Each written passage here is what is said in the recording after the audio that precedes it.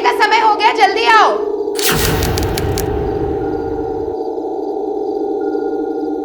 कहाँ चला गया ये लड़का आज?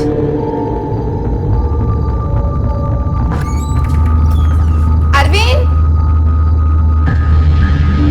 अरविंद,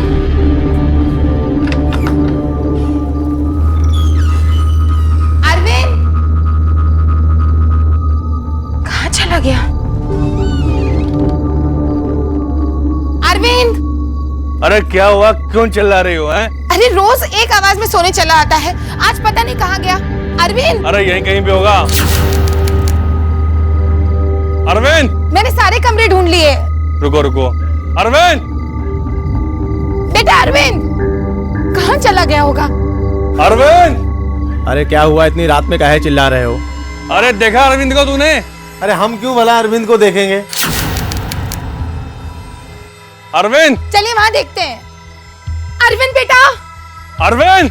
अरविंद! अरविंद! परेशान कर दिया इसने। अरविंद! जीजी! जीजी! जीजी! जीजी! जीजी जल्दी आओ! जीजी! क्या हुआ? हवा भारी है इसमें से। क्या हुआ? अरे मेरा बेटा! अरविंद! किसने क्या तेरे साथ ये बेटा? विष्णु भैया ने। विष्णु! अरे अरे अरे रुक जा! सुन, अगली बार तुम्हारे बेटे से ऐसी गलती हुई ना तो याद रखना, हमसे भी गलती से तुम्हारा बेटा मारा जाएगा। चल बेटा।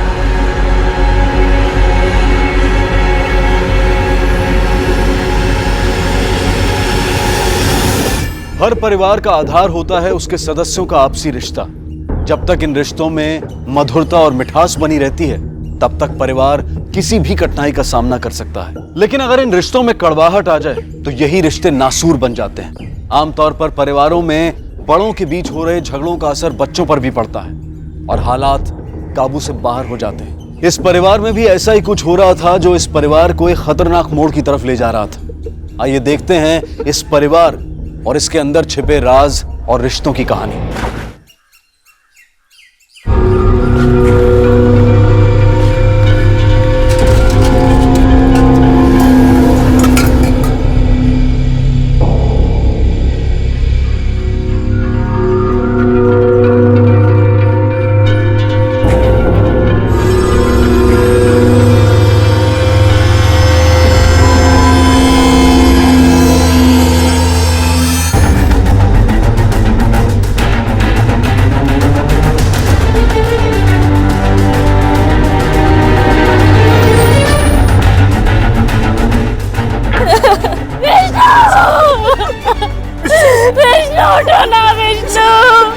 हट जाइए प्लीज। चलिए हटिए, हटो हटो।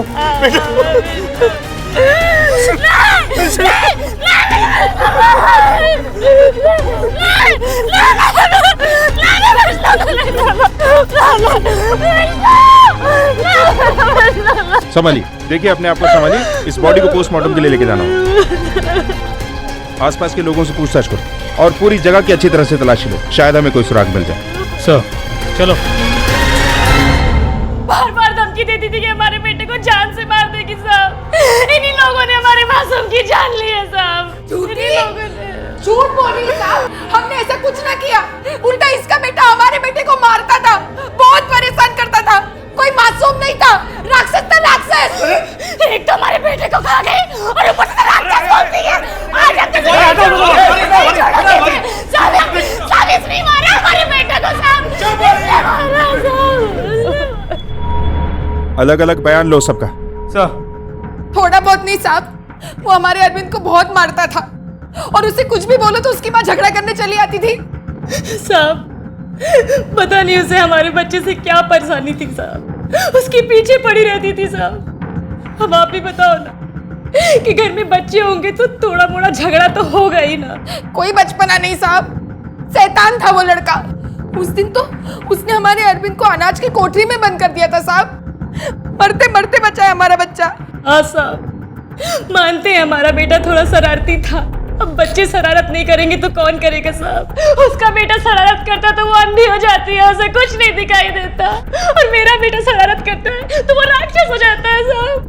आप बताओ, अगर उसे इतनी परेशानी थी तो क्यों अपने बेटे को हमारे बेटे के साथ स्कूल भेजती थी? बोलो ना साहब। हाँ साहब, अरविंद जाता था विष्णु के साथ स्कूल, लेकिन कुछ दिन पहले विष्णु ने अरविंद को बहुत मारा।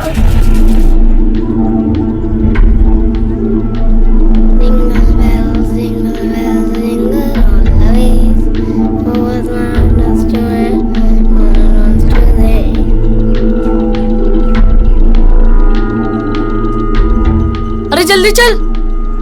क्यों कर रहे हो? मैं अपने पापा से आपकी शिकायत करूंगा। अरे तू तो मेरा भाई है ना, शिकायत क्यों करेगा? अच्छा भाई है ना तू मेरा। चल चल चल, जल्दी जल्दी चल, बाबा से शिकायत नहीं करना। हाँ चल। मैं करूंगा। अच्छा भाई है मेरा।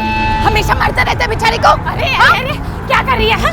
संभालना नहीं आता तो पैदा क्यों करके रख दिया? हाँ? बित्ते भर का हुआ नहीं है, गुंडे की तरह लड़ाई कर रहा है। गुंडा? अरे तेरा बेटा गुंडागर्दी करता है, ऊंट के जैसा लंबा हो गया लेकिन छोटे से बच्चे पे धौंस जमाता है। इतनी हिम्मत है तो अपने बराबर वालों के साथ जाके लड़े ना। बकवास मत कर, समझी? अपने आप को देख और अपने बच्चे को देख, उसके बाद मुझसे कुछ कहने तू आना। अपने आप को देख। आप हमारे बेटे को सारे आगे संभालो, सारा घर का खर्चा हमारा पर ही चला। अभी भी थोड़ा आगे आगे चलिए। पागल हो गया नहीं आगे। हम कुछ नहीं बात नहीं सुनती। हम कुछ बोल नहीं सुनती। बोल नहीं सुनती। अरे आप ज्यादा मत बोलो, मेरी से बहुत हो गया। बहुत सुन लिया हमने आपकी। क्या समझती है अपने आप को? चलो सिर्फ नाम के बड़े भाई हो तुम। अरे ताला क्यों पड़ जाता है तुम्हारे मुंह पे अपने भाई के सामने? उसने तो अपने बच्चे को गुंडा बना ही दिया है। इतनी सी उम्र में हमें घर से बाहर निकालने की बात करता है। अरे हमारा भी तो बराबर का अधिकार है इस घर पे। मैं कह देती हूँ, अगली बार अगर उसने मेरे अरविंद पे हाथ उठाया ना तो अच्छा नहीं होगा। अरे अच्छा बाबा, पहले शांत हो जाओ, बात करता हूँ उनसे। हैं? शांत हो जाओ। जीजी सा कम करो। जीजी, विष्णु ने बहुत मारा है इसे, बहुत चोट लगी है। मैं दवाई लगा देती हूँ उसे, और कुछ खाया भी नहीं इसे। ज्यादा प्यार दिखाने की जरूरत नहीं है। नौकरानी है, नौकरानी बन के रहे। माँ बनने की कोशिश मत कर, समझी? चल जा रसोई में अपना काम कर, जा। मेरा बच्चा, रो मत। कहाँ लगी तुझे? अरे चल, मैं तुझे दवा लगा देती हूँ, चल। तब से हमने उसे स्कूल जल्दी भेजना शुरू कर दिया। कितनी जल्दी? 1 घंटा पहले साहब। आज वो स्कूल जल्दी निकल गया था। कितना जल्दी? करीबन साहब रोज से आधा घंटा पहले। देखिए, हमने बॉडी को पोस्टमार्टम के लिए भेज दिया। ये एक्सीडेंट है तो ठीक है, लेकिन अगर कोई और इसके लिए जिम्मेदार है तो वो हमारे हाथों से बचेगा। आप लोग जा सकते हैं।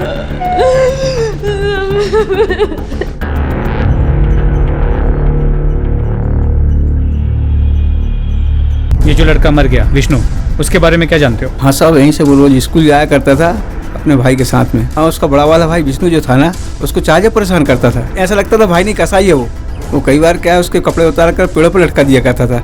और ये हम सब गाँव के लोग देखते थे, लेकिन आपस का मामला था इसलिए कुछ बोल नहीं सकते थे। अच्छा, आज सुबह तुमने उन दोनों या दोनों में से किसी एक को भी स्कूल जाते हुए देखा है?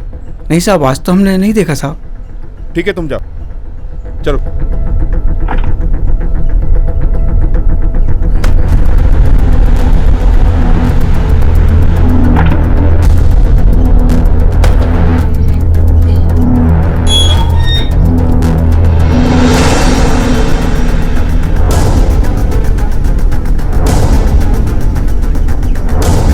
रामपाल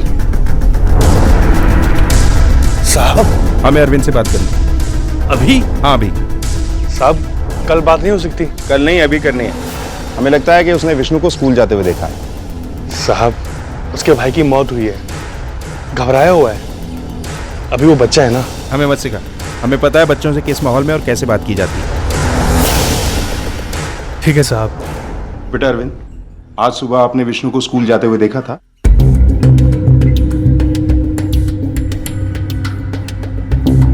बताओ बेटा, देखा था आपने विष्णु को?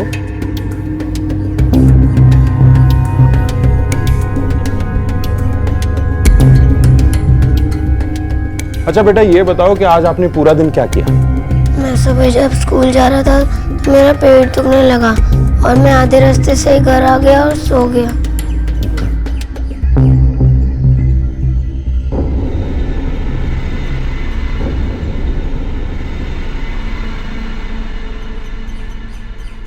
सर कुछ तो मसला है। माँ बाप ने इस बच्चे को सिक्का पड़ा के रखा है। मुझे लगता है कि या तो ये घबराया हुआ है या कुछ तो जानता है। हमें इसे अकेले में बात करनी चाहिए, ये भी अपने माँ बाप के साथ ना हो।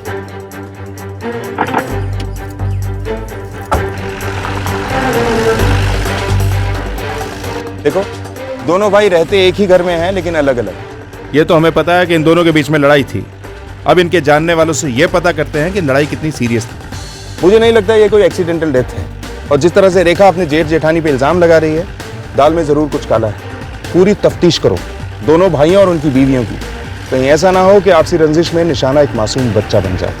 ये तो तय था कि ये परिवार अपने अंदर कुछ गहरे राज छुपा रहा था, और इसी वजह से धर्मपाल और गौरी अपने बेटे अरविंद से गलत बयानी करवा रहे थे। क्या ये विष्णु की मौत से जुड़ा कोई ऐसा राज था जिसमें धर्मपाल और गौरी शामिल थे और अरविंद को इस बात की जानकारी थी, और जिसे छुपाने के लिए उसके अपने माँ बाप उससे झूठ बुलवा रहे थे? लेकिन वो क्या राज था जिसकी वजह से एक 10 साल के बच्चे का बेरहमी से कत्ल कर दिया गया था? क्या इस परिवार की आपसी लड़ाई ने एक भयानक मोड़ ले लिया था, या फिर विष्णु की मौत का राज कुछ और ही था? क्या बताऊं साहब, दोनों भाई आपस में झगड़ते रहते थे और उनके झगड़े में हम मजदूर पिल जाते थे। रामदास भाई तो मजदूरों का खून चूसते थे और धर्मपाल भाई हमारा पैसा। राजेंद्र भाई तो 2 मिनट के लिए कोई मजदूर अगर बैठ आता था तो उसके दिन भर की दिहाड़ी काट लेते थे, और धर्मपाल भाई वो तो अपनी दारू और अय्याशी में बिजी रहते थे। धर्मपाल भाई तो साहब सिर्फ तनख्वाह वाले दिन ही मिलते थे। तो पैसे वाली बात तो बताइए। कौन सी बात? बताता हूँ ना साहब। अरे शांत हो जाओ साहब, आ रहे हैं, पैसे मिल जाएंगे। खड़े रहो भाई, चिल्लाने से पैसे थोड़े नहीं मिलेंगे। आपका रोज का ये परेशानी रहता, पैसे नहीं रहते। थोड़ा सब्र करो, पैसे मिल जाएंगे हम लोगों को। साहब आने वाले हैं। अरे पैसा चाहिए हमें। लो आगे। अरे हमको पैसा चाहिए। चुप। पैसा आ गया है। पैसा पैसा पैसा, ये ले मार दे। आवाज नीचे। चलो एक एक करके आओ। चेतन पटेल, अंगूठा लगा।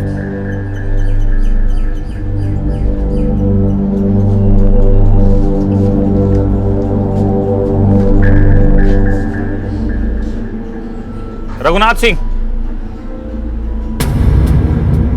साहब पैसे खत्म हो गए। दिमाग खराब मत कर। राजेंद्र ने जितने पैसे मुझे दिए मैंने तुझे लाके दिए। अब वो कम है क्या ज्यादा, उससे पूछ। अरे क्या बात होती है, काम कराने के बाद पैसे नहीं दोगे क्या? ऐसा नहीं चलने वाला है। इस बार तो हम पैसे लेकर ही जाएंगे। हाँ पैसे तो लेके जाएंगे। अरे शांत हो जाओ भाई, अरे शांत हो जाओ, सबको पैसे मिलेंगे। अरे मुझसे ही शायद गलती हो गई बैंक से पैसे लाने में। कुछ भी कीजिए, हमको पैसा चाहिए भैया। मैं खुद राजेंद्र भाई साहब के पास जाऊंगा। अरे हमें नहीं पता, पैसा चाहिए अभी, पैसा लेके जाओ। मैं खुद राजेंद्र भाई साहब के पास जाऊंगा। पैसे चलिए बैठिए। अरे पैसा लेकर जाओ। मैं खुद जाऊंगा, मैं पैसे लेकर आऊंगा। अभी बात तो कर लेने दो। दीवान जी, ऐसा आप पे विश्वास करके हमें नहीं जाने दे रहे, नहीं तो ये दोनों भाई ये तो बिल्कुल किसी भी विश्वास के लायक नहीं है। फिर क्या साहब, राजेंद्र भाई के पास जाओ तो वो कहते हैं कि धर्मपाल भाई पैसे देंगे, और धर्मपाल भाई के पास जाओ तो वो कहते हैं कि राजेंद्र भाई पैसे देंगे। साहब चक्कर लगा लगा के एड़ियां गिर गई। कुछ लोगों के पैसे मिल गए और कुछ लोग गांव चले गए। गांव चले गए मतलब इस गांव के नहीं थे क्या? नहीं साहब, दोनों भाई बहुत चालाक हैं। जो यहाँ के लोकल मजदूर थे उनके तो पैसे दे दिए, और जो बाहर के थे उनके रोक लिए। अब वो परिवार वाले थे, कब तक यहाँ रहे, इसलिए वो गांव चले गए। अच्छा वो अकाउंटेंट, मतलब वो मुनीम, वो कहाँ मिलेगा? साहब वो तो उस घटना के बाद से ही नौकरी छोड़ के चला गया था। सुना है कि मजदूरों ने उसको धमकी दी थी, तब से उसने यहाँ पे आना ही बंद कर दिया। चलो ठीक है।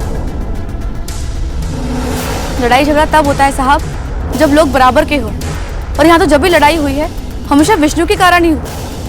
वो ही हमेशा अरविंद को मारता पीटता था, परेशान करता था। अब आप ही बताइए साहब, ऐसे कौन से माँ बाप होंगे जो विष्णु के ऐसे बार बार करने पर उसको सबक नहीं सिखाना चाहेंगे?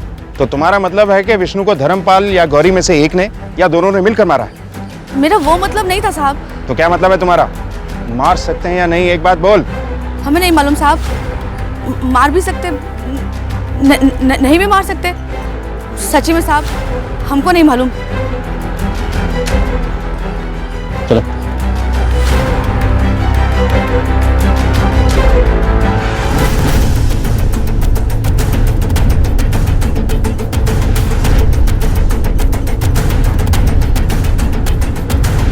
उस दिन किसी ने इन दोनों बच्चों को कुएं के आसपास नहीं देखा। जिस तरह की दुश्मनी थी दोनों भाइयों के बीच में, साफ जाहिर है कि इस दुश्मनी की जड़ पैसा थी। लेकिन ये समझ में नहीं आ रहा कि इस दुश्मनी का विष्णु की मौत से क्या लेना देना। एक काम करो, दोनों भाइयों के फाइनेंशियल रिकॉर्ड चेक करवाओ। Yes sir. और जब तक ये डिटेल्स आती हैं हम लोग चलकर इन भाइयों से पूछताछ करते हैं। Right sir. मुझे तो बर्बाद कर दिया मेरे बड़े भाई ने, पैसों की चोरी की, मेरे मजदूरों के सामने मेरी नाक कटवा दी। मेरे सारे अच्छे मजदूर मेरा काम छोड़कर चले गए और मेरे बेटे को भी मार डाला। ये तो अच्छा हुआ साहब कि हमारी जमीन जायदाद का बंटवारा हो गया। इस जंजाल से मेरी जान छूटी। आपको एक बात बताऊंगा साहब, आप विश्वास नहीं करेंगे। अरे सुन राजेंद्र, सुन, देख तुम्हारा बेटा तो मर चुका है। अब जो तुम्हारी जायदाद में हिस्सा है उसे तो हमारे बेटे के नाम पे कर दे, हैं? वैसे भी तेरे मरने के बाद वो सारी जायदाद हमारे बेटे के नाम पर हो जाएगी, समझा? अब बताइए, कोई अपने सगे भाई से ऐसी बात कहता है? और जब वो ये बात मुझसे कह रहा था, उसका बेटा तो वहां खड़ा होकर मुस्कुरा रहा था, और मेरा बेटा?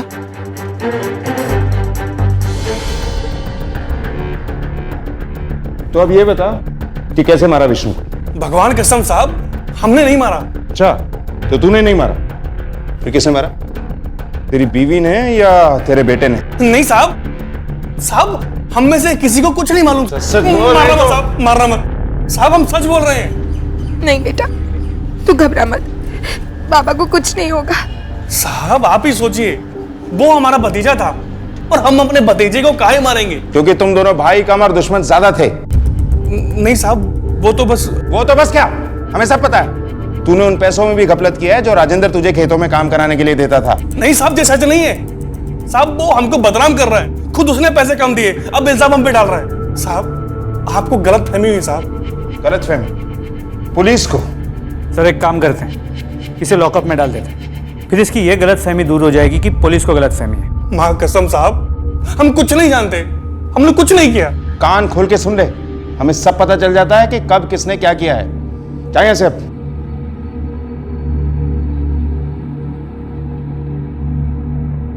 और हाँ, कल शाम 5 बजे तीनों थाने में हाजिर हो जाना। कल का है साहब? कल ही नहीं, कल से हर रोज ठीक शाम 5 बजे तीनों यहां हाजिर होना, जब तक हम ये केस सॉल्व नहीं कर लेते।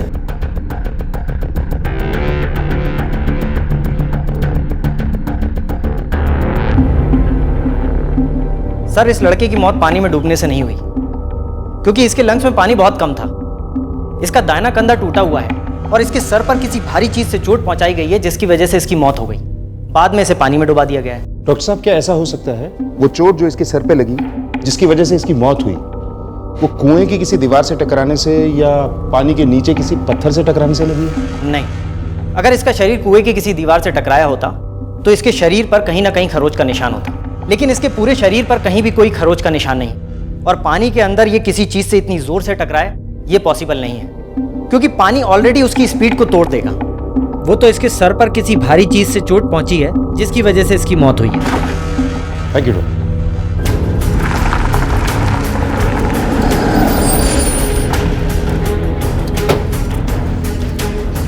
पीठ पर चोट, कुछ अजीब बात। इसका मतलब है किसी ने बच्चे को मारकर कुएं में फेंका हो। सर हो सकता है कि अरविंद ने होते हुए देखा था, इसीलिए वो इतना घबराया हुआ था। 5:30 बज गए, ये धर्मपाल अपने बच्चों को लेकर नहीं आया? सर हवलदार को भेज के बुलवा लेता हूँ। हेलो, क्या? ठीक है, गाड़ी निकालो। सर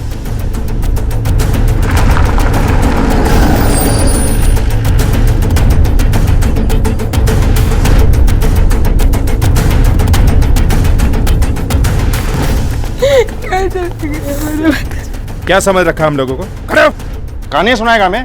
तेरा बच्चा खो गया है, झूठ बोलता है। नहीं साहब, हमारा अरविंद खो गया है, सब जगह ढूंढ लिया, कहीं नहीं मिल रहा। बोल, कहाँ छुपा के रखा अपने बेटे को? बोल। माँ कसम साहब, हम सच बोल रहे हैं साहब, हमको कुछ नहीं मालूम। साहब हम अपने बेटे को क्यों छुपाएंगे? क्योंकि उसने ऐसा कुछ देख लिया था जिसका ताल्लुक विष्णु की मौत से था, और तुम लोग हमसे वो छुपा रहे हो। नहीं साहब, ये सच नहीं है साहब, हम सच बोल रहे हैं। हमारा बेटा सच में खो गया साहब, मेहरबानी करके।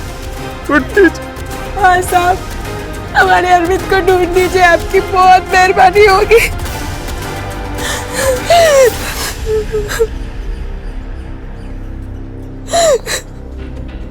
ठीक है, हम देखते हैं। ये सविता से जानकारी हासिल करो, शायद इसे कुछ पता। मैं उधर देखता हूँ। सर, आप ज़रा यहाँ आएंगे? सच में साहब, हमें कुछ नहीं पता साहब। हम तो वैसे भी दूर रहते हैं। हमारा तो बेटा चला गया, अब उसके बेटे को गायब करने से हमारा बेटा वापस तो नहीं आने वाला ना साहब। साहब, हमारे भाई से झगड़ा जरूर है, लेकिन हम लोग ऐसा कुछ सोच भी नहीं सकते हैं। और साहब, अरविंद तो हमारे भी बेटे जैसा है ना। हम तो बस भगवान से यही प्रार्थना करेंगे कि वो जहाँ भी हो ठीक हो और जल्दी मिल जाए बस। जी साहब।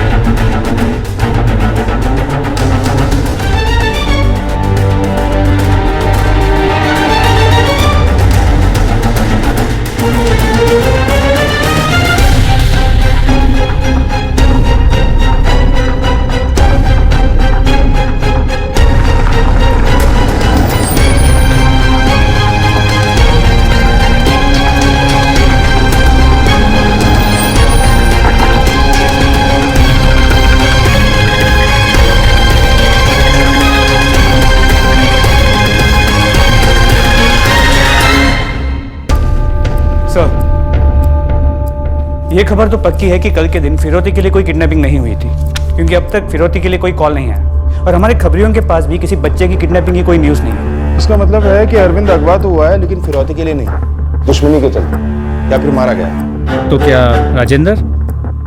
हो भी सकता है और नहीं भी हो सकता। एक संभावना तो यह है कि धर्मपाल को फिरौती की खबर आ गई थी और उसने किसी डर से हमें नहीं बताया, और दूसरी ये कि इस परिवार से किसी की दुश्मनी है जिसके चलते वो इस घर के बच्चों को नुकसान पहुंचा रहा है। वजह चाहे जो भी हो, इसकी जड़ तक पहुंचने के लिए हमें दोनों भाइयों पर नजर रखनी पड़ेगी। क्या अरविंद के गायब होने के पीछे उसके दिल में दफन वो राज था जो उसने पुलिस के सामने नहीं खोला था? और अगर ऐसा था तो ये राज निश्चित तौर पर विष्णु की मौत से जुड़ा था। या कहीं ऐसा तो नहीं था कि इस गुनाह का जिम्मेदार कोई और था जो इस परिवार के बच्चों को नुकसान पहुंचाना चाह रहा था? लेकिन अगर ये सच था तो इसकी वजह क्या थी? पुलिस के लिए केस अब एक रहस्य बनता जा रहा था।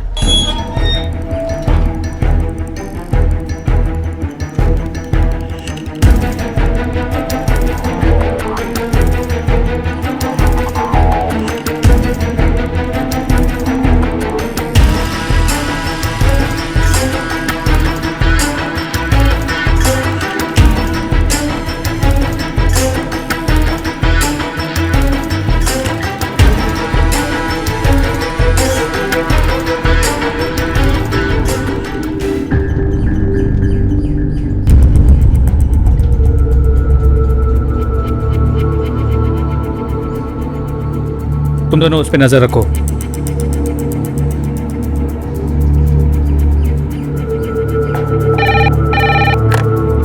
हेलो सर, धर्मपाल ने अभी अभी बैंक से 2 लाख रुपए कैश निकाले। इससे पहले भी कई बार उसने बड़ी रकम विड्रॉ की है सर। इतनी बड़ी रकम? हो सकता है फिरौती के लिए हो। पीछा करो उसका।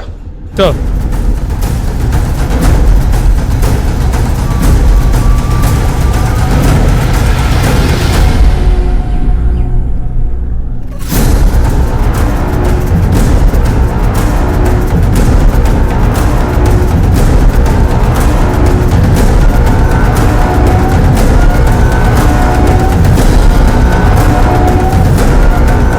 अरे वो देखो, वो रहा।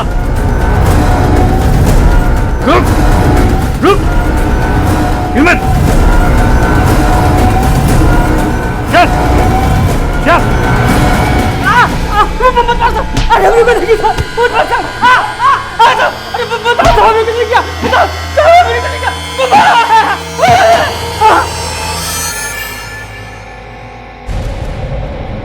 बताता हूँ। वो कहा है कि हम धर्मपाल को ब्लैकमेल कर रहे थे क्योंकि धर्मपाल का एक ऐसा राज हमें मालूम है जिसके पता चलते ही उसकी इज्जत मिट्टी में मिल जाती। ये बता कि ये राज तुझे कैसे पता? जल्दी बता। ये देखो, ये है अपना घर।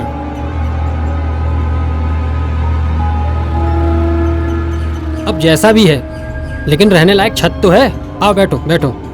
मैं तुम्हें इस घर में बहुत खुश रखूंगा, बिल्कुल रानी बना के। तुम बेकार में परेशान होती हो। अरे आज हमारी शादी हुई है, खुश रहो, ठीक है? बताओ कहाँ छुपा के रखा उसे? हमने अगवा नहीं किया, सविता ने किया है।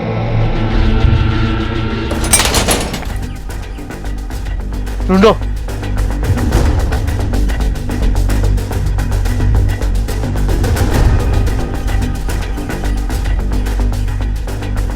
लगता है भाग गई यहाँ से। चलो। हेलो, सविता की फोटोज को आसपास के सभी पुलिस स्टेशन में सर्कुलेट करवाओ। सारे रेलवे स्टेशन और बस स्टैंड पे खास नजर रखो, प्राइवेट बस स्टैंड पर भी। हाँ हम आ रहे हैं, वहीं आ रहे हैं, तुम लोग रुको।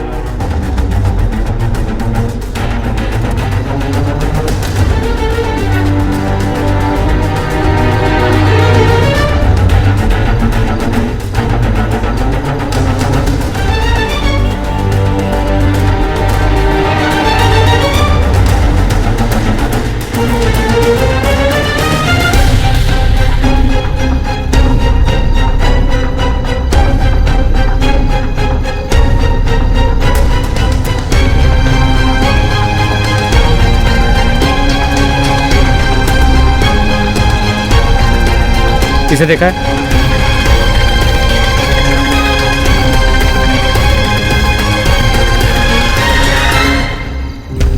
टिकट देना एक, चल जल्दी। 1 मिनट, छुट्टा नहीं है, देता हूँ मैं। चल जल्दी। जी 1 मिनट।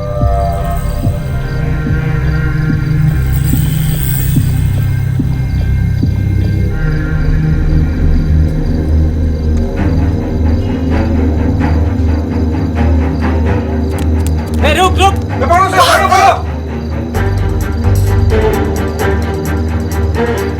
रुको सविता, रुको।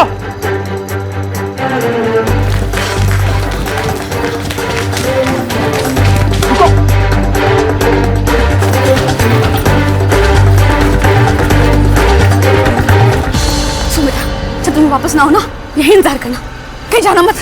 मैं आती हूँ वापस अभी, है ना? यहीं रुकना।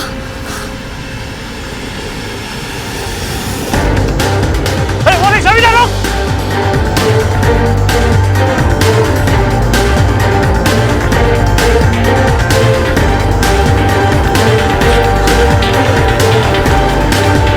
रुक रुक रुक। ये कहानी शुरू हुई थी, मुझे काम पे रख लो साहब, बड़ी मेहरबानी होगी। मेरे घर खाने को भी नहीं है, बस अब आप ही का सहारा है। मैंने काम ढूंढने की कोशिश करी, पर कहीं कोई काम नहीं मिला। सोचा आप लोग तो मेरे अपने हो, आप तो साथ दोगे ना, इसलिए यहाँ चली आई।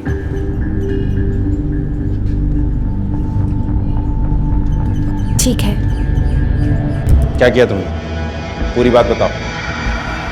उस दिन विष्णु अरविंद को परेशान कर रहा था, वो उसे कुएं के पास ले जाके उसे पीट रहा था, परेशान किया जा रहा था। देख रहा है? और मुझे मिला रास्ते में तो तुम कहा काकी, विष्णु भैया कुएं में गिर गए। कैसे? मैंने उन्हें गिरा दिया। काकी मैंने कुछ नहीं करा। तू परेशान मत हो, तू परेशान मत हो, मैं संभालूंगी। तू घर जा। सुन, किसको बोलना मत, ठीक है? काकी विष्णु भैया को बचा लेना। तू घर जा। घर बेटी, जब मैं कुएं के पास पहुंची तो विष्णु, विष्णु, सविता काकी बचा, सविता काकी बचा।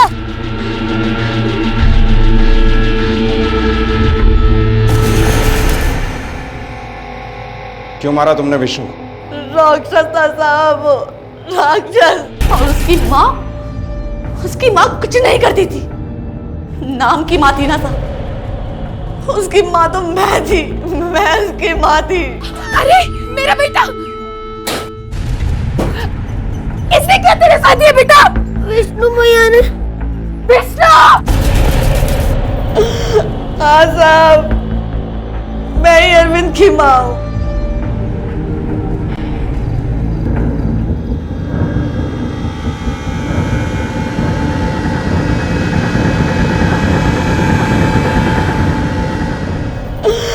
हाँ साहब, मैं ही अरविंद की माँ हूँ।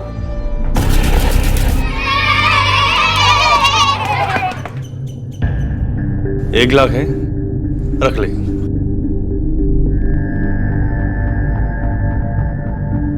सविता, 1 लाख बहुत होते हैं। हमारी बात मान ले, हमारी इज्जत का सवाल है।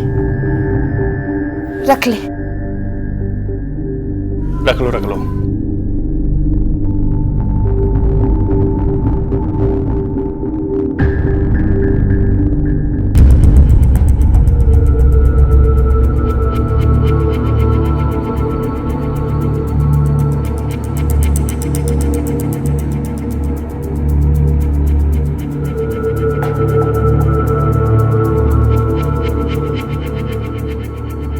ओ मेरा बच्चा, आजा आजा माँ के पास।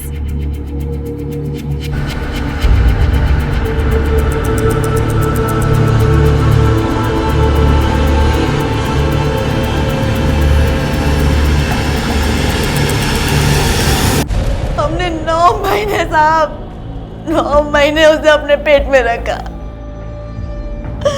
और वो उसे ऐसे लेके चले गए जैसे हमारा कोई हक ही नहीं था उस पर। जी भर के देखने भी नहीं दिया हमें। जब तुम वापस उस घर में काम करने गई तो ये क्यों नहीं बताया कि तुम्हारी शादी हो चुकी है? मदन ने कहा था। अरविंद के जन्म के बाद जब मैं मदन से मिली तो सब कुछ जानते हुए भी उसने मुझे अपनाया, मुझे शादी करी। ये देखो, ये है अपना घर।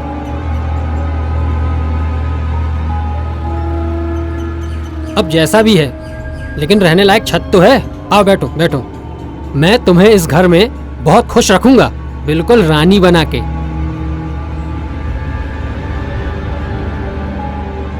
अरे तुम तो बेकार ही परेशान होती रहती हो, इतने चिंता क्या करती हो? वो तुम्हारा बच्चा है ना, और तुम्हारा बच्चा हमारा बच्चा, और फिर मैं तो हूं ना तुम्हारे साथ। उन लोगों ने मुझे 2 लाख रुपए दिए थे और पहले ही कह दिया था कि मेरा बच्चे पे कोई हक नहीं रहेगा। तो क्या हुआ? सिर्फ पैसा दे देने से कुछ होता है क्या? कानून भी कोई चीज होती है कि नहीं? वो तो ठीक है, पर हम गरीब लोग हैं, ये कोर्ट कचहरी के चक्कर। तुम्हें इस सब की चिंता करने की कोई जरूरत नहीं। वो मैं हूं ना, मैं सब देख लूंगा।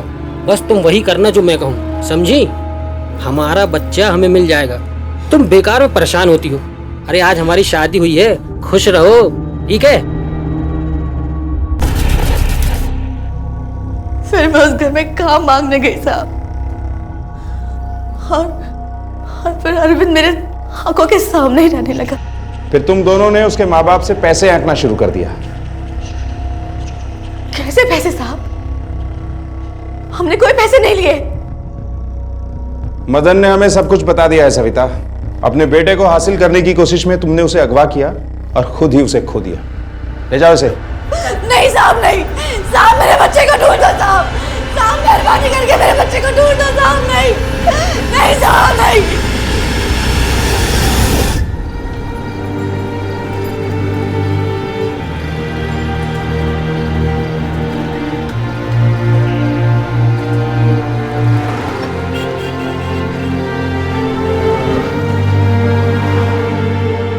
पुलिस अब भी अरविंद की तलाश में लगी है।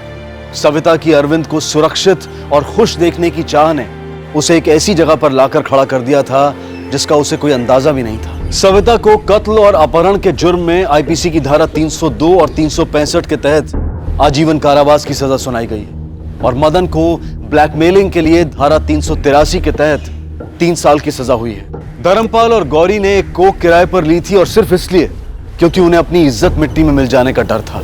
हमारे देश के कानून में ऐसे कई प्रावधान हैं जिनके जरिए एक जोड़ा किसी बच्चे को गोद ले सकता है या फिर सरोगेसी यानी कि किराए की कोख के सहारे बच्चा पा सकता है। लेकिन अगर कोई जोड़ा समाज और जग हसाई के डर से बच्चा पाने की चाहत में कानूनी रास्ता न लेकर गैर कानूनी तरीकों का इस्तेमाल करता है तो वो अनजाने में ही जुर्म की दुनिया में शामिल हो जाता है। और असामाजिक तत्वों का शिकार भी हो सकता है। ऐसा ही कुछ धर्मपाल और गौरी के साथ भी हुआ।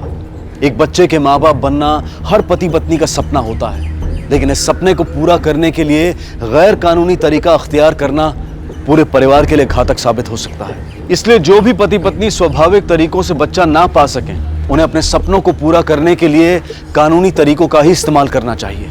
अब मैं अनूप सोनी आपसे विदा लेता हूं। फिर मुलाकात होगी अगले एपिसोड में एक और चौंका देने वाले केस के साथ। तब तक अपना और अपने परिवार का ख्याल रखें और देखते रहें क्राइम पेट्रोल डायल 100। सबक एक को सीख हम सबको। जय। मुंबई जैसे बड़े शहरों में सबकी आंखों में एक बड़ा सपना है और पांव में जिम्मेदारी की बेड़ियां भी। इंसान की जिंदगी सपनों और जिम्मेदारियों के बीच में फंसी हुई है। सपने आगे जाना चाहते हैं और जिम्मेदारियां पीछे खींचती। कुछ लोग इस सब के बावजूद जिंदगी में सामंजस्य बना लेते हैं और खुश रहते हैं, लेकिन जो लोग इस संतुलन को बनाए रखने में असफल रहते हैं, वो अक्सर जाने अनजाने में जुर्म को दावत दे बैठते हैं। आज हम ऐसा ही रूह को कचोटने वाला एक केस लेकर आए हैं, जहां सपनों की जगह मजबूरी ने ले ली।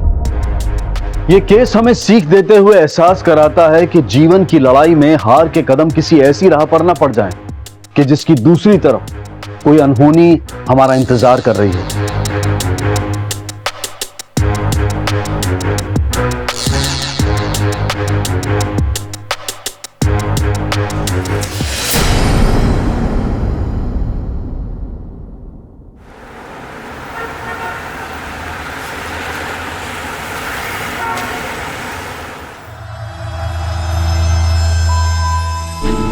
रुक साले, किधर जा रहा है? आपकी तेरी साइड पट्टी निकालता।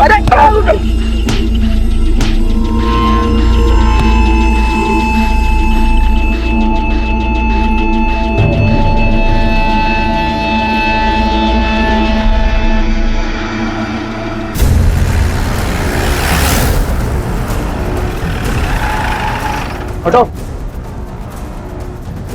ठीक है, ठीक है। क्या हुआ? किसके साथ मारपीट हुई तुम्हारी? कौन लोग थे वो? पता नहीं साहब, मैं तो अपनी गाड़ी में बैठने आ रहा था, तब तक कहां से आ गए और मुझे मारने लगे। किसी का चेहरा याद है? नहीं साहब, कुछ मौका ही नहीं दिया उन लोगों ने, मारना चालू कर दिया आते ही। मुझे कुछ पुलिस कंप्लेंट नहीं करनी है, मुझे जाने दीजिए प्लीज।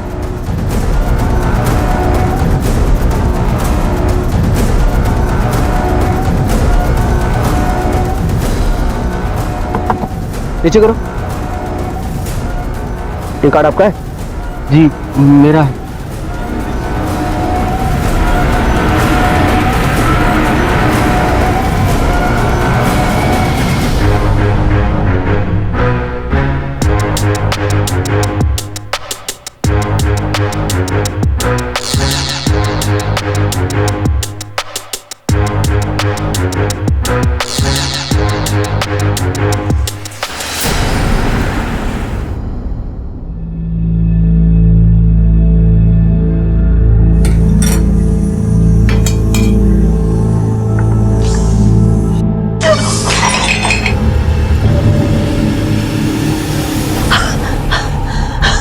तोड़ दो, सब तोड़ दो, पूरे घर में कचरा फैला दो।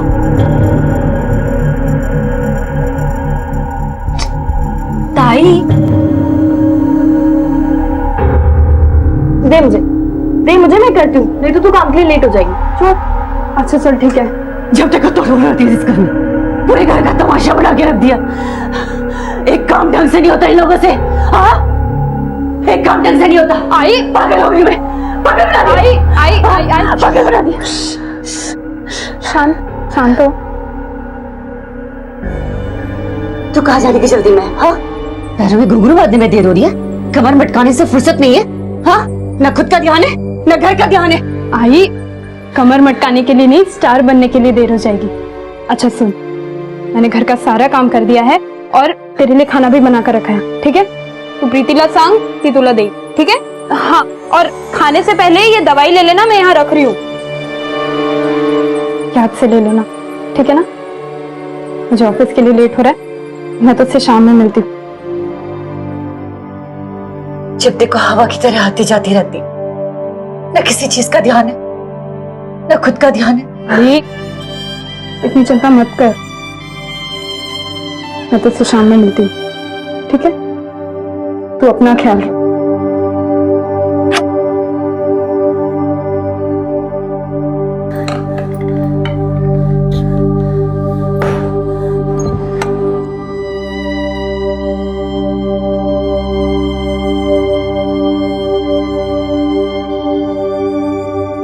हाँ हाँ, निकल गई हूँ मैं।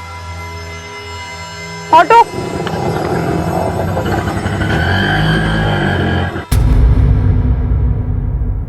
नीचे उतर, इधर आओ। तुम लोग को मना किया था ना इधर आने के लिए। तुम लोग अपने मोहल्ले में क्यों नहीं खेलते हो? चलो भागो यहाँ से।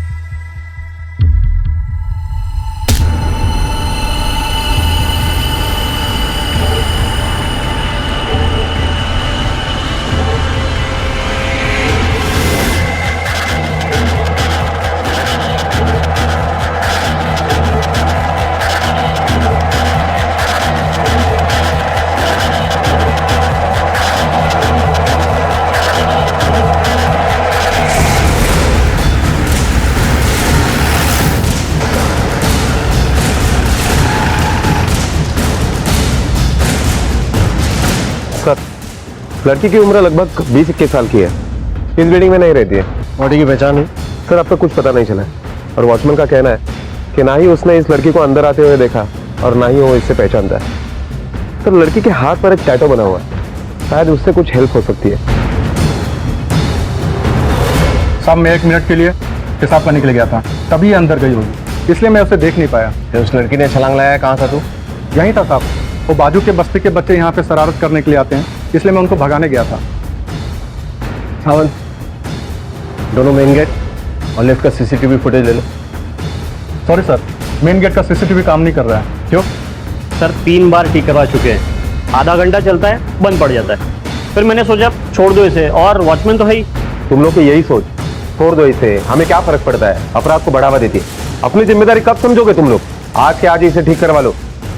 हाँ, ये लड़की इस बिल्डिंग की रहने वाली नहीं थी, इसके बावजूद टेरेस तक पहुंच गई। यही सेफ्टी है तुम लोगों की। और टेरेस का दरवाजा क्या हमेशा खुला रहता है? हाँ सर।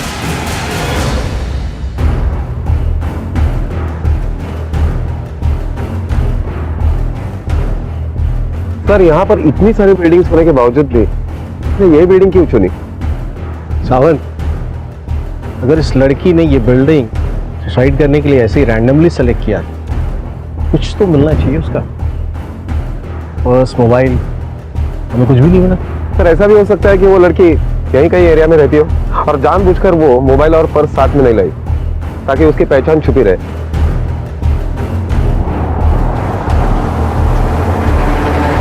सर, नीचे एक रिक्शा वाला है, कुछ बताना चाहता है। हाँ सर, यही थी, इसको मैंने इधर छोड़ा था। कितने देर पहले छोड़ा उसको? यही कहीं 20 मिनट हो गया सर छोड़ते उसको। कहाँ से बैठी थी? जोगेश्वरी स्टेशन के सर। कहाँ के लिए? इधर कहीं आशीर्वाद बिल्डिंग करके बोली थी वो। उसके पास कोई सामान वामान था? Mobile, purse? सामान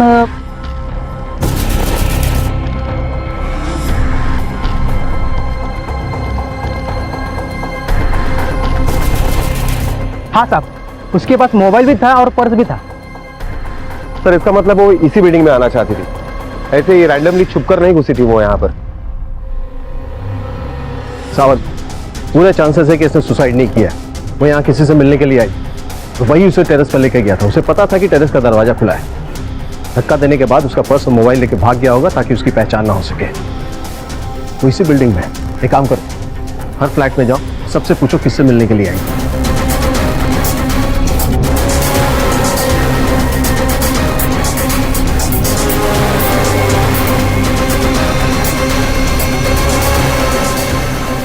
सर, जवळपास आम्ही सगळ्यांची चौकशी केली। सबका यही कहना है कि वो ऐसे किसी लड़की को नहीं जानते, ना ही ऐसी कोई लड़की उन्हें मिलने के लिए आई थी। ये भी हो सकता है कि वो लड़की यहाँ कंपाउंड में किसी से मिली हो और फिर वो उसको लेकर टेरेस पे गया। सर, अगर कंपाउंड में वो लड़की किसी से मिली है तो टेरेस पे जाने के लिए जरूर लिफ्ट का इस्तेमाल किया होगा। हमें लिफ्ट के सीसीटीवी फुटेज में वो इंसान दिख सकता है। करेक्ट सर, मैं 4 बिल्डिंग आगे 20वें माले पे रहता हूँ। कुछ देर पहले मैं अपनी गैलरी में खड़ा था तो मैंने देखा कि किसी ने एक लड़की को धक्का मार के छत से नीचे गिराया सर। अब धक्का मारने वाला लड़का था या लड़की, इतनी दूर से समझ नहीं पाया सर मैं। ये तो कंफर्म हो गया, सुसाइड ही मर्डर है।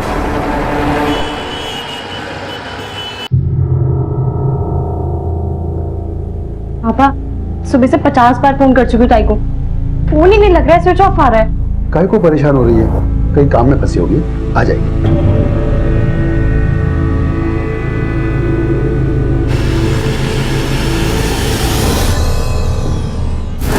आई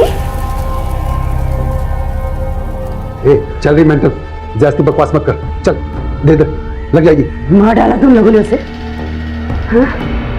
और अब नाटक कर रहे हो, सब जानती हूँ मैं। तुम लोगों ने इसे मारा है, मार दिया ना? दे दे, छोड़। नहीं छोड़ूंगी, मार डालूंगी। तुम सबने मेरी बच्ची को मारा, मैं तुम्हें मार डालूंगी। नहीं होगा, पूनम को आ जाएगी।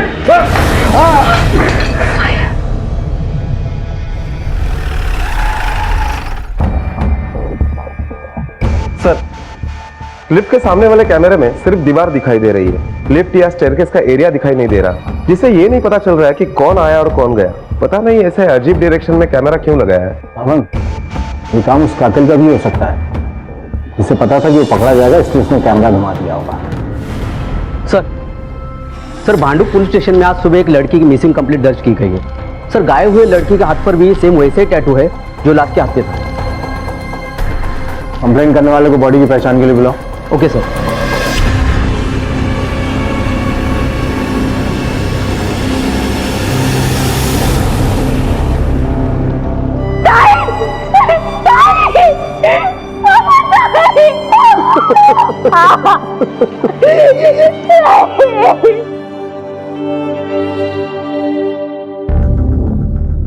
साहब, पूनम की रात को पैदा हुई थी मेरी बेटी।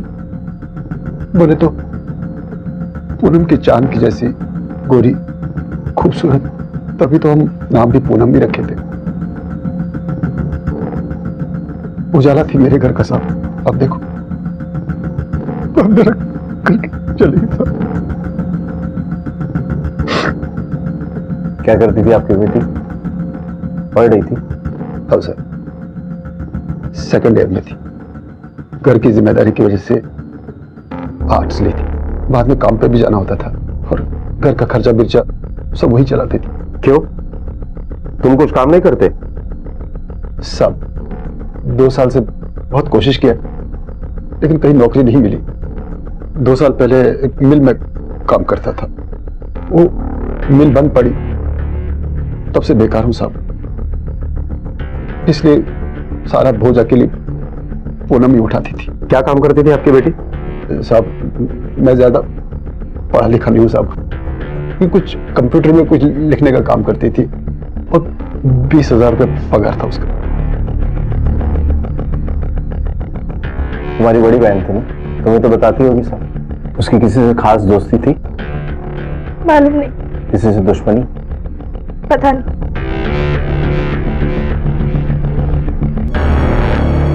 ये दरवाजा क्यों बंद रहता है?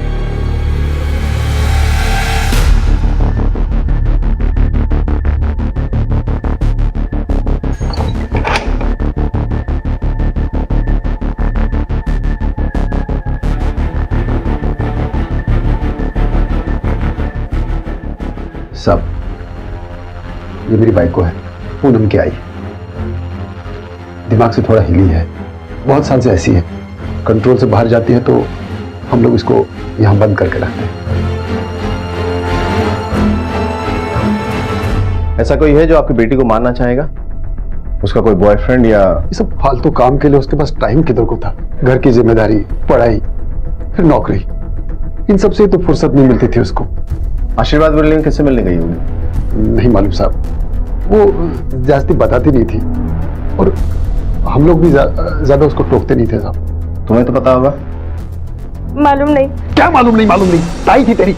बहनें तो एक दूसरे का दुख सुख जानती है, जब भी मुंह खोलती है मालूम नहीं मालूम नहीं। ऐसे क्यों चिल्ला रहे हैं उस पे?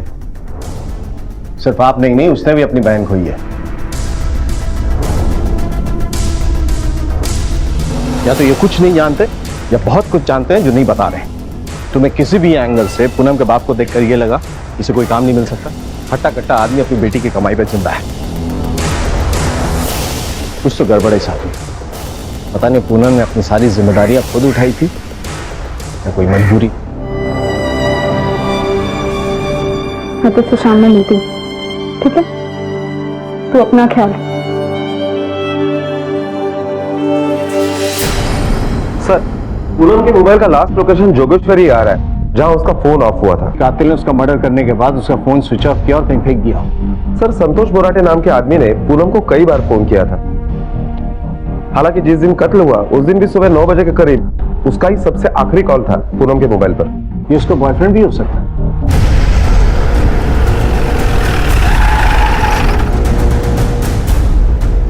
संतोष बोराटे तुम ही हो साहब? पूनम मटकर को जानते हो? हाँ साहब, मंगेतर है मेरी। क्या हुआ साहब? कल सुबह 9 बजे फोन किया था तुमने उसे? कल सुबह क्या साहब, हम तो दिन में 10-12 बार बात करते हैं। हुआ क्या साहब? उसकी मौत हो गई। तुम्हारा कोई झगड़ा हुआ था क्या उससे? कहे को साहब, अब तो एक दूसरे से बहुत प्यार करते थे, मस्त चल रहा था। अभी कुछ ही दिनों में हमारी शादी होने वाली थी। तुम कह रहे हो कि तुम उसके मंगेतर हो, लेकिन कल जब हम उसके घर पे गए थे तो तुम वहां नहीं थे, क्यों? कैसे होता साहब, उसके परिवार वाले मेरे को बताया नहीं कि पूनम। और उसके पापा ने तो तुम्हारा कोई जिक्र नहीं किया था। ये लव मैरिज था क्या? नहीं साहब, अरेंज मैरिज था। कुछ टाइम पहले तो हमारा रिश्ता ही हुआ था। पूनम इसको थोड़ा आगे बढ़ा रही थी, उसको अपनी पढ़ाई पूरी करनी थी, और उसके परिवार वालों से मेरी ना ज्यादा बात होती थी ना ज्यादा मिलना जुलना। कल सुबह कहाँ थे? साहब, बराड में मेरा कजिन रहता है, उसके पास था। ये मोहन पूनम की शादी के लिए तैयार कैसे हो गया? इकलौती घर में कमाने वाली थी, शादी कर देता तो भूखों मर। सबसे पहले संतोष के बयान की सच्चाई की जांच करो तुम। Okay sir.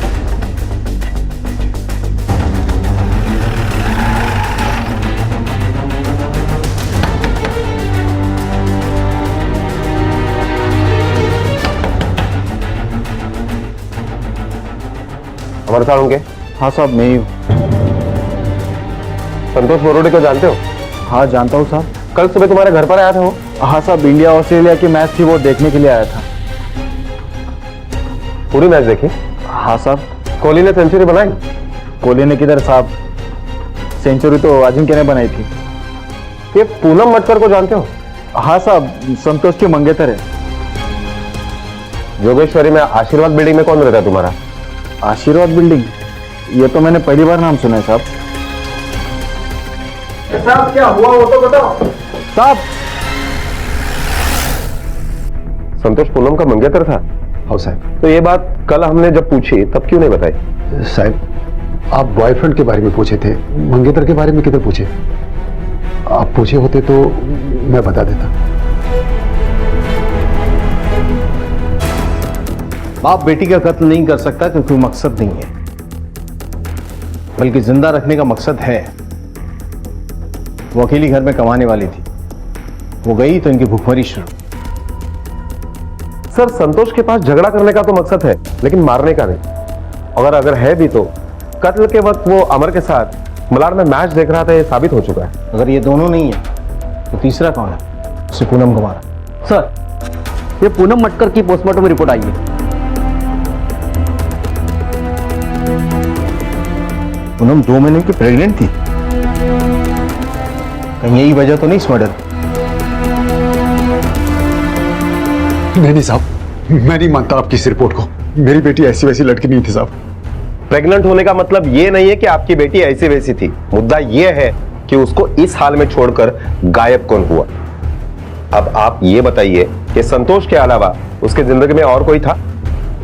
साहब, मैं बोलता हूं ऐसा नहीं हो सकता है। अगर आपकी रिपोर्ट सही है तो ये संतोष ही होगा साहब जिसने ये किया है।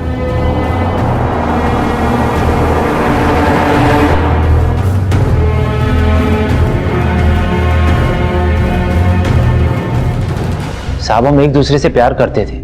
वो मेरे लिए टाइम पास नहीं थी, मेरे को उसके साथ शादी मनाने का था। हाँ साहब, हमारे बीच में फिजिकल रिलेशन था, लेकिन हम सेफ्टी से चलते थे। साहब, उसका प्रेग्नेंट होना पॉसिबल ही नहीं है। पिछले 6 महीने से तो वो इतना बिजी थी कि हमारा मिलना मुश्किल था। साहब, वो मेरे को कभी बताया नहीं कि वो प्रेग्नेंट है। बताया था या नहीं हम पता करवा लेंगे, हमें बस तुम्हारा डीएनए सैंपल चाहिए। लो ना साहब, डरे वो जो झूठ बोले, मेरे को काहे का डर। दादा उछल मत जा। तेरा डीएनए सैंपल अगर उस बच्चे के सैंपल से नहीं मिला ना तो तेरी पूरी पॉसिबिलिटी बन जाएगी उसका मर्डर करने की। साहब, मैंने कुछ कह नहीं तो मैं डरूं काहे को। आप चाहे तो मेरा मोबाइल का लोकेशन चेक कर लीजिए। तुझे बहुत जानकारी पुलिस क्या क्या चेक करती है? कहीं यही जानकारी तूने इस मर्डर के लिए इस्तेमाल तो नहीं की? बेटा, टेक्नोलॉजी अभी आई है। पुलिस के पास ऐसे 1000 रास्ते होते हैं अंधेरे में से कातिल का गिरबान पकड़ के बाहर निकालने के। समझा? सर, संतोष सच बोला है, उसका डीएनए मैच नहीं हुआ और कॉल रिकॉर्ड और मोबाइल लोकेशन टावर के हिसाब से उस दिन वो अमर के घर पर था, मलाड में। इसका मतलब है कि पूनम की जिंदगी में संतोष के अलावा भी कोई आदमी। ये गुमनाम आदमी कौन था? सावंत, तुम पूनम के ऑफिस में जाके पूछताछ करो और मैं तब तक उसके घर का जायजा लेता हूँ। कहाँ है पूनम? कहाँ है?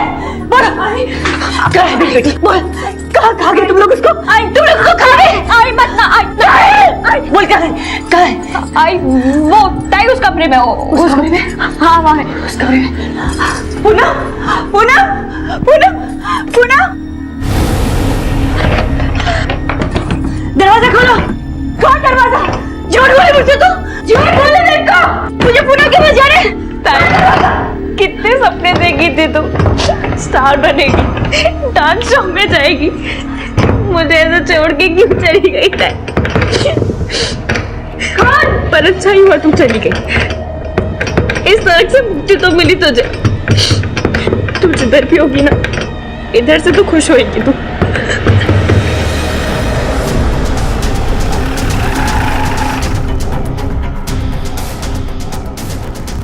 सर, इसी बिल्डिंग पे चौथे माले। सर, पूनम तो इधर ही काम करती थी, लेकिन वो किसी ज्यादा घुलती मिलती नहीं थी। लंच के बाद निकल जाती थी। अच्छा, कभी पूनम को किसी लड़के के साथ आते जाते हुए देखा है? नहीं सर। साहब, उसे डांस का बहुत शौक था, बड़े बड़े सपने थे। उसे डांस रियलिटी शो में जाने का था, बड़ा स्टार बनने का था। कहीं भी फालतू टाइम पास नहीं करती थी, इधर से निकलकर सीधे डांस एकेडमी ही जाती थी। उसकी डांस एकेडमी कहाँ पर है? कुछ नाम याद है उसका? सर, सही से तो नहीं पता, लेकिन जोगेश्वरी में तनु या मनु करके कोई डांस एकेडमी है।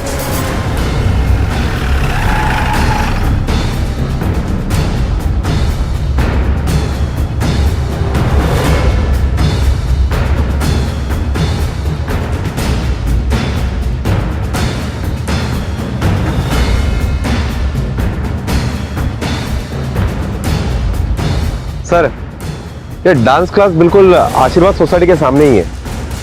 Okay sir.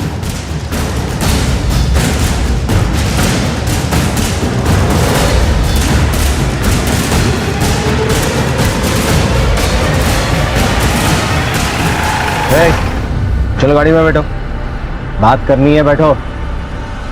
चलो बैठो। चलो। हमारी बेटी तनुजा एक एक्ट्रेस थी और कमाल की डांसर भी। डांस उसका जुनून था, पर 7 साल पहले एक एक्सीडेंट में उसकी मौत हो गई। बस उसकी याद में उसका नाम और शौक जिंदा रखने के लिए हम ये तनु डांस एकेडमी चलाते हैं। बाजू के रूम में ही उसकी क्लासेस चलती हैं। 3 तारीख को पूनम एब्सेंट थी, वो क्लास में आई थी और दिन मंगलवार था। मंगलवार को वो क्लास नहीं आती है। अगर मंगलवार के दिन उसकी क्लास नहीं थी तो वो यहाँ क्या कर रही थी? पता नहीं सर, हमने सुना था कि सामने की बिल्डिंग से किसी लड़की ने कूदकर सुसाइड कर लिया है। अब वो पूनम थी ये मालूम नहीं था।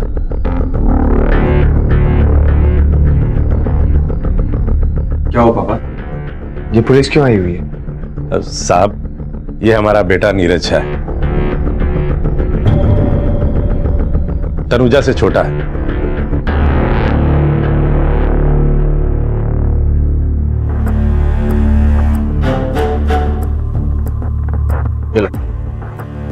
लो पियो, पियो।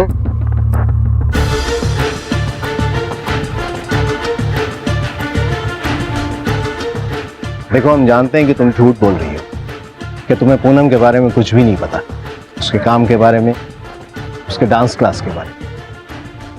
हम ये भी जानते हैं कि तुम अपने बाबा के डर से कुछ नहीं बोल रही।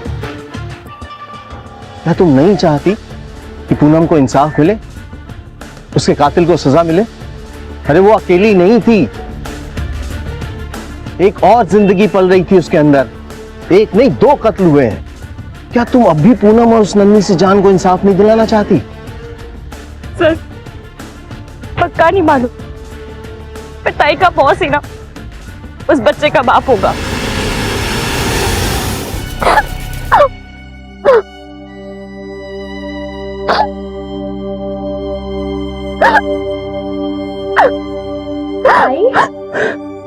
ताई क्यों रो क्यों रही है? क्या हुआ? प्रीति, मेरा बॉस मुझे बहुत परेशान करता है। वो यहाँ वहाँ हाथ मारता है और अब तो वो चाहता है कि वो उसके साथ, मैंने उसके साथ अगर सोने से मना किया तो वो मुझे जॉब से निकाल देगा।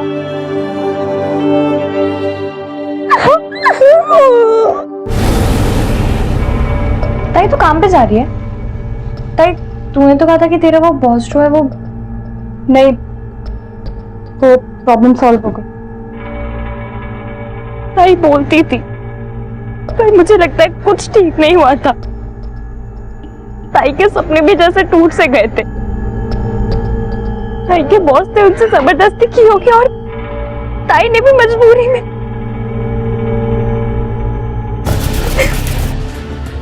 वही उस बच्चे का बाप होगा सर।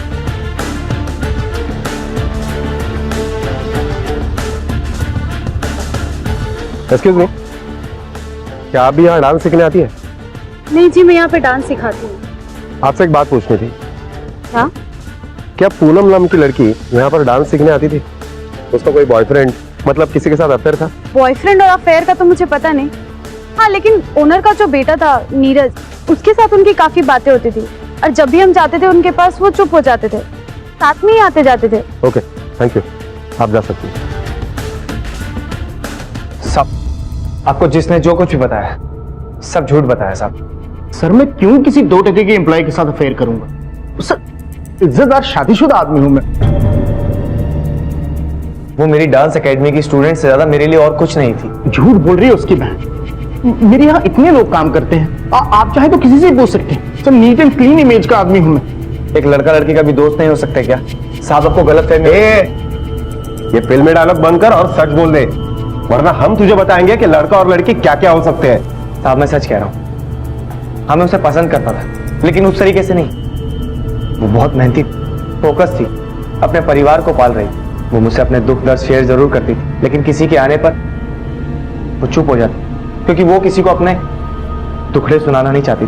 दुख बांटने के लिए कहाँ जाता था उसके साथ?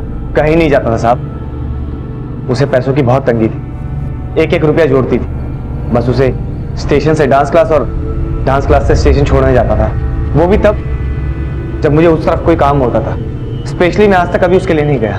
तो mister neat and clean image, अगर आप बेकसूर हैं तो डीएनए सैंपल देने में आपको कोई दिक्कत नहीं होनी चाहिए।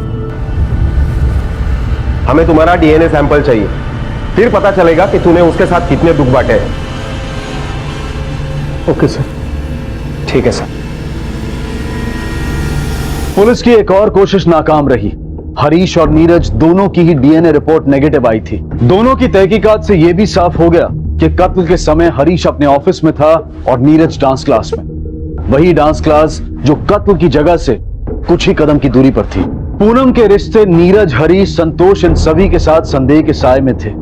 एक उमस थी इन रिश्तों में और उसी उमस की घुटन को परखने के लिए पुलिस ने एक बार फिर पूनम के घर से शुरुआत की, इस उम्मीद में कि शायद कहीं कुछ हाथ लग जाए। आप जरा आएंगे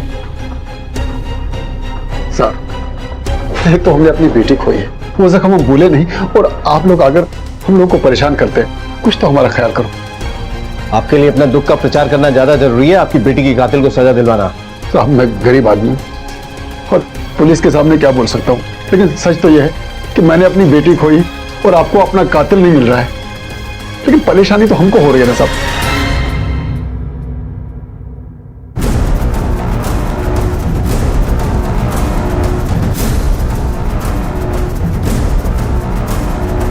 सर ये कार्ड मिला है। सर मैंने पहले भी ऐसे कार्ड देखा था, वो आशीर्वाद बिल्डिंग के पास। एक आदमी के साथ मारपीट हुई थी। सर उसने अपने सवालों का ठीक तरह से जवाब नहीं दिया था और उसने ये भी कहा था कि मुझे पुलिस कंप्लेंट नहीं करवानी। मंसूर एक काम करो, उस आदमी का नाम और एड्रेस ढूंढो। Okay sir.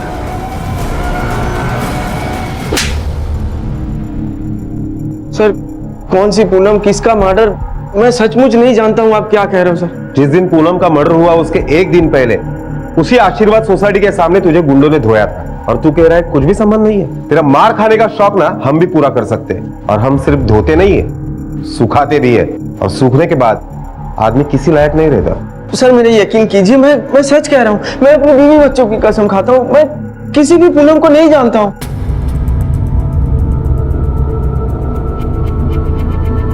ये पूनम है, अब बोल, कभी नहीं देखा इसे?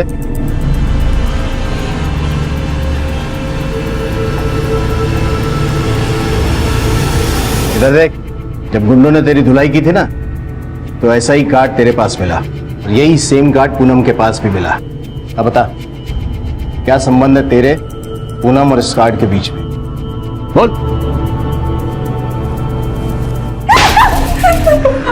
देख, इससे पहले कि ये बेल्ट में तेरे शरीर पे चाप दूं, मान जा। देख अब तेरी बारी है ये दिखाने की कि तू अपनी आई से और बाबा से कितना प्यार करती है। बाबा करती हूँ ना, बहुत प्यार करती हूँ, पर इसलिए मैं पुलिस को कुछ नहीं बताई। प्लीज बाबा। नहीं मानेगी? नहीं बाबा, बाबा।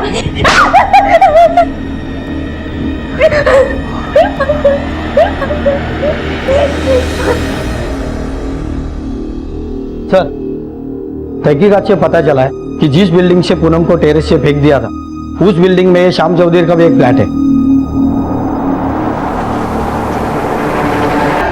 क्या क्या चले उठ, वो क्या बहुत लाड लिया, अब टाइम आ गया अभी। कुछ नहीं किया, मैंने पूनम को नहीं मारा सर। मैं उसे क्यों मारूंगी? उसके मरने से हमें तो नुकसान ही हुआ, पैसा जो आना बंद हो गया। गलत काम में हाथ डाला था, बस सिर्फ इतनी ही गलती थी। हमने कभी किसी से जबरदस्ती नहीं की। गलत काम नहीं करते तो क्या करते? सीधे रास्ते से इतना पैसा कहाँ कमाया जा सकता है? अब कम में गुजारा करना पॉसिबल नहीं था हमारे लिए। तनुजा ने फिल्मों में काम करके बहुत पैसा कमाया था, धीरे धीरे हमारा लाइफस्टाइल ही बदल गया, रहन सहन, खाना पहनना सब। दीदी की कमाई से हम शान शौकत की जिंदगी जी रहे थे और जब हमें उस शान शौकत की लत लग गई तो एक दिन रोड एक्सीडेंट में दीदी की मौत हो गई। कमाई बंद हो चुकी थी लेकिन खर्चे कम नहीं हुए थे। साल 2 साल में सारा पैसा खर्च हो गया। फिर हमें कमाई का एक नया रास्ता दिखा। तनुजा के नाम से हमने डांस एकेडमी खोली,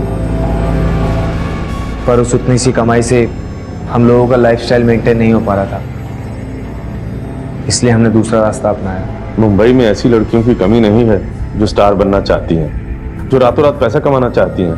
नाम शोहरत पैसा कमाने के लिए लड़कियां कुछ भी करने को तैयार हो जाती हैं और हम उन्हें ये लालच देकर किसी के साथ भी सोने के लिए तैयार कर लेते थे। शुरू में हम लोग उन्हें प्रोड्यूसर्स के पास भेजते थे, ये बोल करके उनका फ्यूचर सेट हो जाएगा, और फिर उसके बाद हम उनका ब्रेन वॉश करते थे कि जो काम एक बार किया है वो दोबारा करने में प्रॉब्लम क्या है। 1-2 बार में लड़कियों की शर्म खत्म हो जाती थी, फिर ना उन्हें फर्क पड़ता था ना हमें। बस फिर नोट गिनते थे। मैं अंधेरी, जुहू और बांद्रा के पॉश इलाकों में आने जाने वाली गाड़ियों में लोगों को कार्ड बांटता। लड़की चाहिए तो कॉल कर। जब भी कोई हमें उस नंबर पर कॉल करता तो हमारा कॉल रिकॉर्ड किया हुआ नंबर डज नॉट एक्सिस्ट सुनाई देता। लोग उसे फेक नंबर समझकर फोन काट देते, और वो हमने इसलिए लगाया था कि ताकि यदि कोई हमें पकड़ने की कोशिश करे तो उसे भी वो नंबर गलत समझ में आए। फिर उसके बाद हम लोग उसी नंबर पर पीसीओ से कॉल करते थे। जिसे भी लड़की चाहिए होती थी उसे मेरी बहन तनुजा की फोटो भेजते थे। हीरोइन की फोटो देखकर सबकी लाट टपकती थी, कोई देखने नहीं जाता था कि वो जिंदा है या मर गई। हम लोग आशीर्वाद के फ्लैट पर उन लोगों को बुलाते थे। बिल्डिंग के गेट पर मैं उन लोगों से पैसे ले लेता था और हमारा सिक्योरिटी गार्ड उन्हें आगे का रास्ता दिखाता। तुम लोगों ने घटियापन की सारी हदें पार कर दी, अपनी मरी हुई बेटी तक को बेच दिया। कस्टमर जब पूछता था कि वो कहाँ है तो क्या बोलते थे? हम बोलते थे कि उसकी तबीयत खराब हो गई, अभी किसी और से काम चला ले, अगली बार तुम्हें वही मिलेगी। ज्यादातर लोग मान जाते थे, लेकिन ये निखिल अड़ गया। मुझे ये लड़की चाहिए, ये, इसके लिए मैंने पैसे दिए, नहीं दे सकते हो तो पैसा वापस करो। उसने पुलिस के पास जाने की धमकी दी, इसलिए हमने उसे पिटवाया। पूनम को भी इसी तरह फंसाया था तुमने? वो भी स्टार बनना चाहती थी, लेकिन दूसरी लड़कियों की तरह पागल नहीं थी, और ना ही वो दूसरी लड़कियों की तरह हमारे पास आई थी, बल्कि वो तो एक क्लाइंट के थ्रू हमारे पास पहुंची थी। कौन क्लाइंट?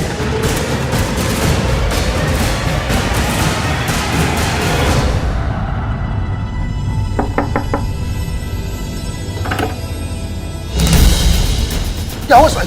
क्या अरे साहब क्या हुआ साहब? अरे मैंने क्या किया साहब? मैंने कुछ नहीं किया साहब, मैंने कुछ नहीं किया। मैं काय को अपनी बेटी को मारेगा साहब? तेरे जैसे घटिया आदमी से तो बातचीत होनी नहीं चाहिए, सीधा फैसला होना चाहिए। किसी भी बच्चे के लिए तेरे जैसे बाप होने से तो अच्छा है कि वो अनाथ हो। अपनी बेटी का सौदा किया तूने, उसके बाद बाजार में बिठा दिया लोगों के नोचने के लिए, और अब अपनी छोटी बेटी को बेचना चाहता है। क्या करता साहब? घर में खाने को रोटी नहीं, जेब में फूटी कौड़ी नहीं। पूनम काम पे लग गई तो 2 महीना ठीक से गया था, और फिर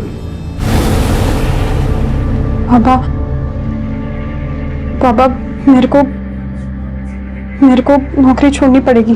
काय को? पापा वो मेरा बॉस, वो मुझे साथ में सोने को बोला है, तो इसमें सोचना क्या है? हाँ बोल दे।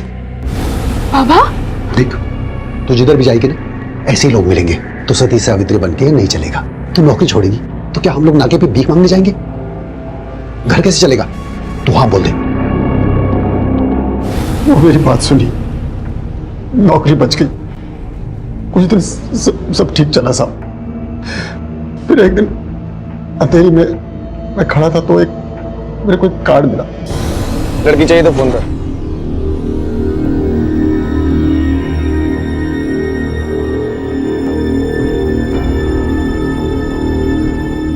पैसा लाया क्या?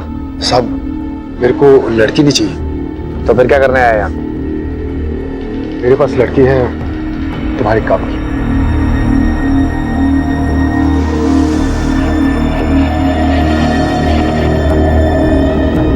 प्रीति, तुझे पता है बाबा ने मेरे लिए डांस क्लास ढूंढी है। उसके बाद धीरज लोग उसको काम पे लगा दिया। इसे काम नहीं कुछ और कहते हैं। एक क्लाइंट आने वाला था और वो आया नहीं।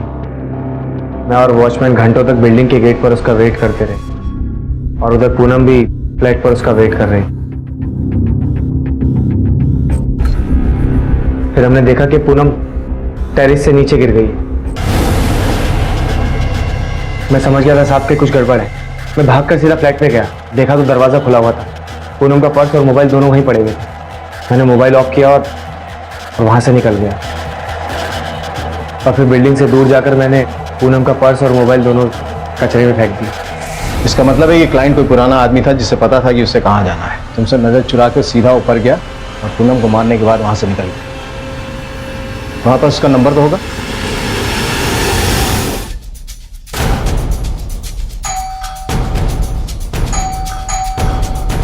सावंत,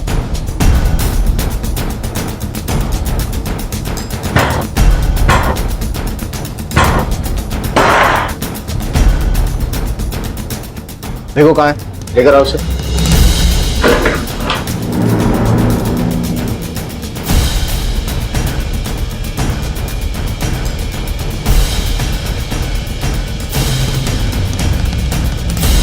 सर,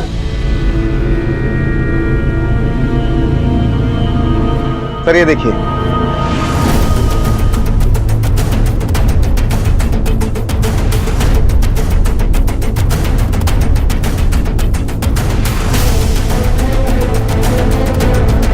संतोष,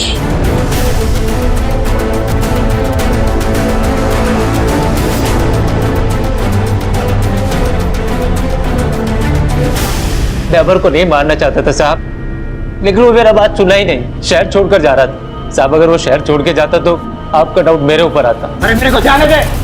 रुक नहीं, तू नहीं जाएगा, तू समझ ना, तू इधर से नहीं जाएगा रे अमर।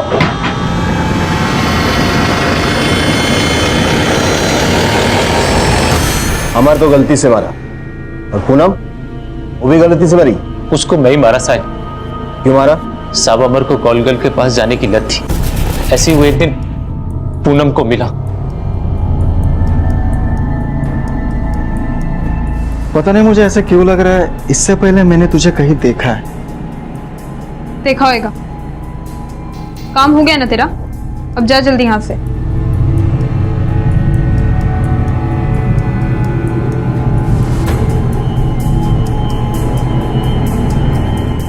वो अमर से कभी मिली नहीं साहब, इसलिए उसको पहचानी नहीं, लेकिन मैंने अमर को अपने फोन से उसका फोटो दिखाया।